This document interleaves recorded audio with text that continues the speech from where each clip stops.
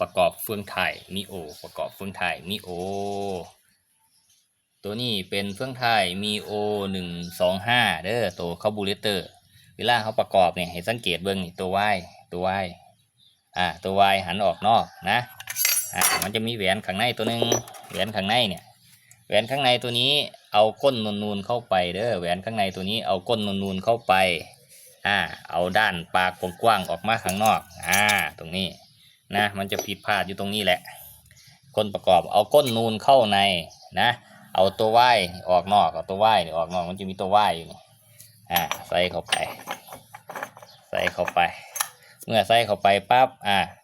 ถ้าประกอบถูกมันจะเป็นแบบนี้ถ้าประกอบถูกกดเข้าไปมันจะเด้งกดเข้าไปแล้วมันจะเด้งออกมากดเข้าไปมันจะเด้งออกมาอันนี้คือ